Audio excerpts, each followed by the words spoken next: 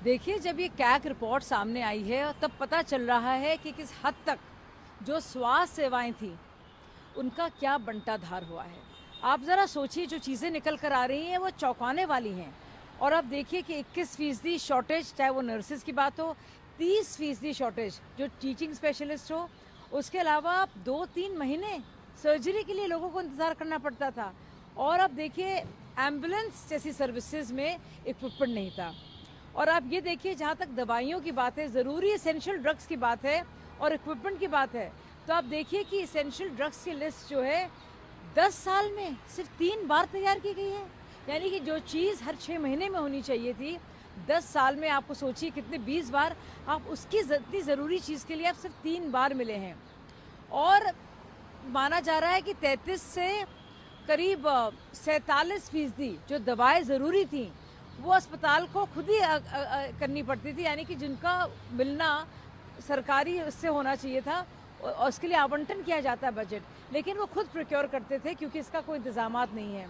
तो चाहे वो मोहल्ला क्लिनिक्स हों, जिसमें आपने देखा है क्या हालत है, जहाँ पे भेड़ बकरी सब घूम रहे हैं, या जहाँ पे एक थर्मोमीटर नहीं है, या जहाँ पे इतनी गंदगी है कि वो एक वेस्ट फील्ड की तरह है, या फिर स्वास्थ्य सेवाएं हैं, या आप देखिए सरकारी अस्पतालों का हाल।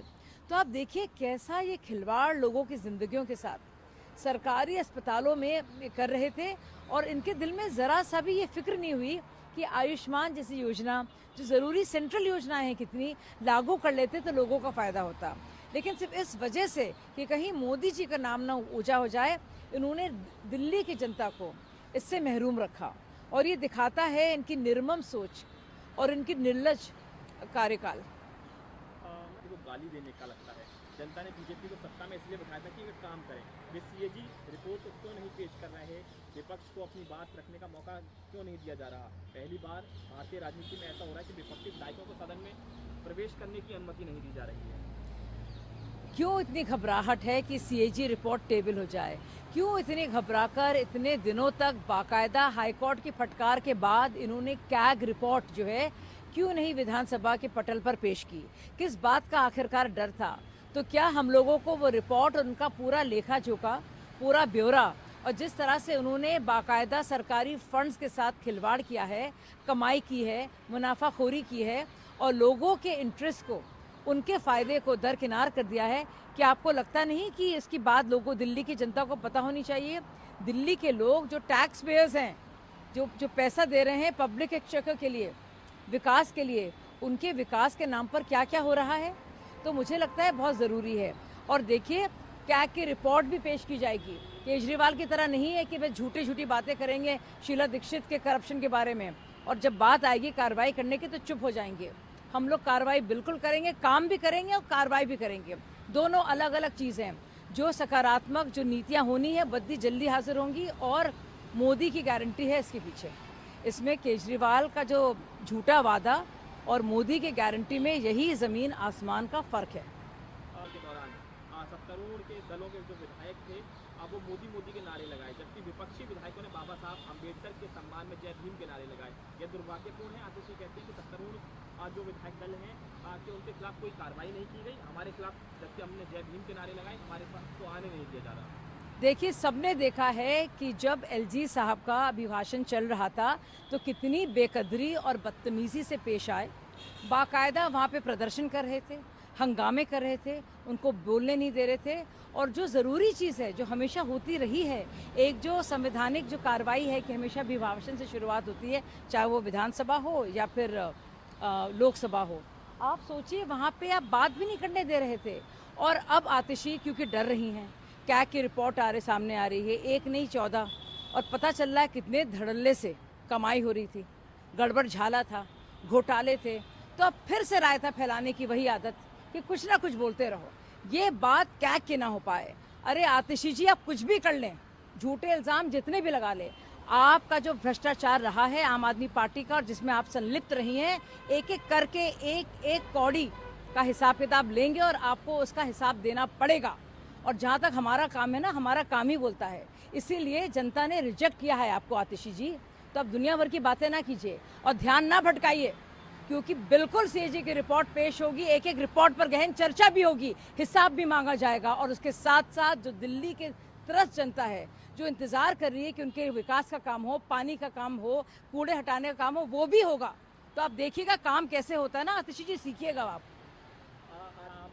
राष्ट्रपति को से मिलना चाहेंगे, राष्ट्रपति को लेकर ज्ञापन भी दिया है उन्होंने, क्या मिलना चाहते हैं? देखिए ये सब तमाशेबाजी करें, सब जानते हैं कि उनको ऑप्टिक्स क्रिएट करना, यानी कि एक तमाशा करो, हर चीज़ में एक इवेंट बना दो, हर चीज़ में हंगामा बर्पा करो, ये तो पुरानी आदत है। तो वही करेंगे ये, और यही उनका मकसद रह गया है। जो उनके कुछ लोग राज्यसभा में बैठे हैं वो ये काम करते हैं, और जो विधानसभा वाले जितने बचे हैं 22, उनका यही काम होगा, सिर्फ हंगामा करो, प्रदर्शन करो और किसी भी तरह से विकास के काम को ना उसकी बात करने दो, ना वो काम होने दो। तो ये काम तमाम करने वाले लोग नहीं चाहेंगे कि भारतीय जनता पार्टी काम करे, लेकिन हम करके दिखाएंगे, करके दिखाएंगे। मैम, तेजस्वी यादव ने नीतीश कुमार पर तंज कसते हुए कहा कि हालिया मंत्रिमंडल विस्तार के बाद नीतीश कुमार को कटाक्ष किया गया कि बिहार की जनता खटारा गाड़ी नहीं बल्कि एक नई गाड़ी चाहती है। सब जानते हैं कि सबसे खटारा और बेकार गाड़ी, जिसके अंजर पंजर पूरे ढीले थे, जिसका इंजन चलता नहीं था, जिसको धक्के लगाकर चलाना पड़ता था, वो सबसे ज़्यादा खटारा गाड़ी जो है वो है आरजेडी, जो बाकायदा बात तो करती है बेरोज़गारी की, लेकिन अपने वक्त में किस तरह से वो बाकायदा गरीब लोगों की ज़मीनें लेती है। सोचिए, जॉब्स फॉर लैंड के स्कैम में जो जानी जाती है पार्टी, बिहार के लोग भी जानते हैं कि ऐसी भ्रष्टाचारी, परिवारवाद, नेपोटिज्म, सारी चीज़ें जो होनी नहीं चाहिए राजनीति में, वो पार्टी का जो मुजाहरा, उसके जो मूल्यों को जो मुजाहरा करने वाली आरजेडी है, सबसे ज़्यादा खटारा गाड़ी है। और पूरी तरह से जो भी बिहार में विकास के काम हुए हैं उसको पटरी से उतारकर डीरेल करने का काम करेगी, और सिर्फ अपने घर में घर वालों को, अपने रिश्तेदारों को उनका पेट भरने का और उनके घर में लूट मार का सामान लाने का काम करती है। तो अगर कोई सबसे ज़्यादा खटारा गाड़ी है तो वो आरजेडी है। नेता हिंदी का प्रचार करते हुए उत्तर भारत में चाय, पानी, पूरी खरीदने या शौचालय उपयोग करने के लिए भी हिंदी जानना जरूरी है कहते हैं, जबकि एआई का युग है, स्कूलों में किसी भी भाषा को किसी भाषा के रूप में जबरदस्ती करना गैर स्वीकार्य। देखिए क्यों उल्टे सीधे बयान देकर लोगों को गुमराह करके आप इस तरह के इल्ज़ाम लगा रहे हैं, जब आप भी जानते हैं कि आपने खुद एनईपी का ना सिर्फ स्वागत किया था बल्कि उसको लागू भी किया था तमिलनाडु में। और अब क्यों है कि आपको उसमें इतनी खामियां नज़र आ रही हैं? ऐसा क्या हुआ 4-4.5 साल बाद? क्या ऐसा तो नहीं कि क्योंकि चुनाव आ रहे हैं, कोई मुद्दा है नहीं, लोग आपसे परेशान हैं, एक बदलाव चाहते हैं, और उसके चलते आप भय के कारण एक ऐसा इशू को आप भुना रहे हैं जो है ही नहीं। हर एक जगह पे एनईपी जो है उसमें 3 लैंग्वेज फॉर्मूला दिया गया है, किसी भी भाषा का किसी भी तरह से इम्पोजिशन नहीं है। तो आप जानबूझकर ऐसी बातें कर कर क्यों लोगों को भड़का रहे हैं? एक लैंग्वेज वॉर आप छेड़ रहे हैं, जबकि किसी तरह का कोई इम्पोजिशन नहीं है, बल्कि ये बाकायदा लोगों को और चॉइस देता है, और लोकल जो रीजनल लैंग्वेज है उसको बराबर का दर्जा देता है औरों से। तो लोगों को चूज़ इसमें करना है, और किसी तरह से कोई जबरन ज़बरदस्ती नहीं है। इसीलिए सारे राज्यों में बाकायदा इसका स्वागत किया गया है, और खुद तमिलनाडु में इसका स्वागत किया गया। तो अब आप ये पॉलिटिकल यू टर्न क्यों ले रहे हैं स्टालिन जी? वो जवाब भी अपने लोगों को बताएं। और ऐसा क्या हुआ है, क्या ऐसा भय है या फियर फैक्टर है जिसके चलते वो अब कोई ऐसा इशू बना रहे हैं जो कभी इशू ही नहीं रहा?